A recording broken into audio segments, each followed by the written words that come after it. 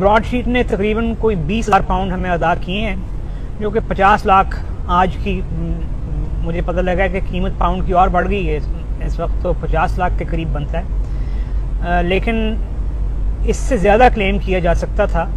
लेकिन चूँकि ब्रॉडशीट दिवालिया हो चुकी है और वो केस उनकी दिवालिया होने का आइल ऑफ मैन में चल रहा है, वो बरतानिया में नहीं आइल ऑफ मैन में चल रहा है, जिसकी वजह से हमारे वकला ने कहा कि वहाँ जाके तो केस परस्यू करने से बेहतर है कि आप इनकी सेटलमेंट की ऑफ़र कबूल कर लें।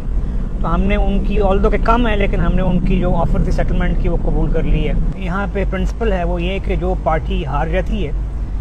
वो अदायगी करती है। तो उन्होंने एन मौके पे जाके अपना केस विड्रॉ कर लिया था, छोड़ दिया था उन्होंने पैरवी अपने केस की। और ज़ाहिर है उनके छोड़ देने के बावजूद अदालत ने फ़ैसला दिया और अदालत ने जो उन्होंने ऑर्डर्स मांगे थे वो नहीं दिए और डिस्चार्ज कर दिया जो ना अदालत ने। तो उनको जो है ज़ाहिर है कॉस्ट अदा करनी पड़ती थी कानूनी तौर पे। शहजाद अकबर साहब ने फरमाया कि उन्होंने एक केस हारा है और उन्होंने साथ ये कहा है जी कि ये केस जो है हमारे और ब्रॉडशीट के दरमियान है। ब्रॉडशीट ने अकाउंटेबिलिटी के जज मोहम्मद बशीर का फ़ैसला साथ उसके लफ किया था, उन्होंने अटैच किया था अपनी दरख्वास्त के साथ फ़ैसला और ये कहा था कि ये हुकूमत पाकिस्तान की प्रॉपर्टीज़ हैं इस फैसले की रूह से, लिहाजा इनको जब्त करके इन्हें बेच के तो हुकूमत पाकिस्तान के बिहाफ पे इन्हें अदायगी की जाए। ठीक है, लेकिन आप जानते हैं फिर इस दरख्वास्त के साथ क्या हुआ और इससे पेशतर कि इन्हें अदालत में जो है ये सब कुछ फेस करना पड़ता, वो मैन बस 15 दिन पहले वो छोड़ के भाग गए। शहजाद अकबर साहब जो हैं, मैं उनकी बात का जवाब नहीं देता और वैसे भी मैं ये कह चुका हूँ कि शहजाद अकबर साहब जो हैं वो आमतौर पर ढोंग रचाते रहते हैं। जिस तरह एक ढोंगी ढोंग रचाता है, वो जो है अपना क्या करते हैं कि चीज़ों को ट्विस्ट करके वो बयान करते हैं। शहजाद अकबर साहब को ये चाहिए था कि गवर्नमेंट ऑफ पाकिस्तान वो खुद उसमें फरीक थी इस सारे मुकदमे में। क्यों नहीं उन्होंने वहाँ अदालत के सामने कहा कि ये प्रॉपर्टीज़ जो हैं हमारी हो चुकी हैं और ये जब्त करके तो जो है ना इनसे अदायगी कर दी जाए, इनको जो है ब्रॉडशीट को। क्यों नहीं उन्होंने ये कहा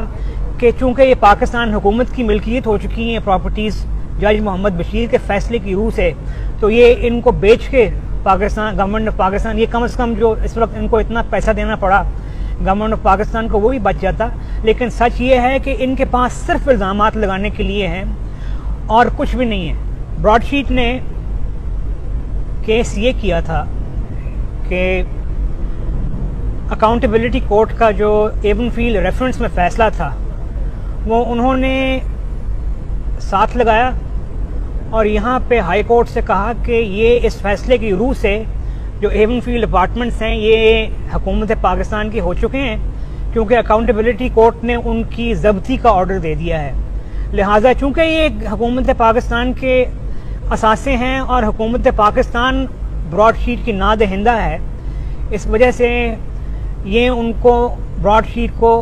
अदायगी की जाए गवर्नमेंट ऑफ पाकिस्तान के बिहाफ पे। लेकिन और बल्कि साथ मैं ये भी कहूँगा कि उन्होंने फ़ैसला लफ किया अपनी इस दरख्वास्त के साथ, लेकिन आप भी जानते हैं फिर उसके बाद क्या हुआ और जो है बरतानवी लीगल सिस्टम में इसके साथ क्या हुआ और वो ऐन मौके पर भाग गए। ये जब ये बात जाती है किसी एक इंडिपेंडेंट जुडिशल फोरम पे, तो वहाँ पे इनकी कली खुल जाती है, इनका कच्चा छठा खुल जाता है और यही जो है शहजाद अकबर साहब के दावों के साथ भी हुआ है। अगर ये अपने मकासद में सच्चे होते ब्रॉडशीट वाले, या जो है इवन गवर्नमेंट ऑफ पाकिस्तान जो है अपने मकासद में सच्ची होती, तो ये अटैच करवा लेती, जब्ती करवा लेती जो है यहाँ पे इन अपार्टमेंट्स की।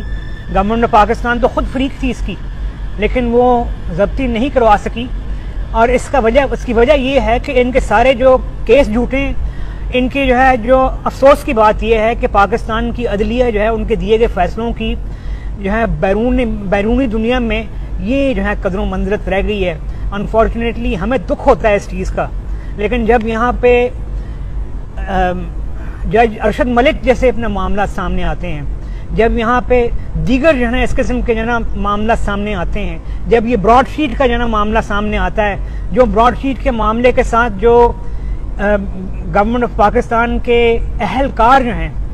और सेंसिटिव पोजीशन पे काम करने वाले लोग जो हैं, जब उन पे इल्ज़ामात लगते हैं कि इसने फलां जगह पर जाके कमीशन मांगी, फलां जगह पर जाके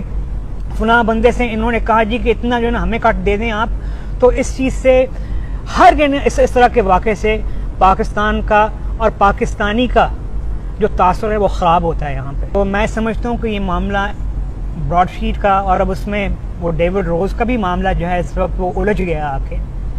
ये बड़ा गंदा हो चुका है मामला इस वक्त। और मैं ये चाहूँगा कि इसकी एक इंडिपेंडेंट कमीशन के ज़रिए, और इंडिपेंडेंट कमीशन का मतलब है कि इंडिपेंडेंट कमीशन के ज़रिए ये व्हाट्सएप JIT ना हो, एक इंडिपेंडेंट कमीशन के ज़रिए तहकीकात होनी चाहिए। दूध का दूध पानी का पानी होना चाहिए यहाँ पे, ताकि पता लगे कि किसने क्या नेगेटिव किरदार अदा किया है इस सारे मामले में। एक अफसोसनाक बात है, ये एक दुख की बात है, और मैं कहूँगा जी कि इसके ऊपर कोई एक इंडिपेंडेंट तहकीकाती कमीशन बनना चाहिए।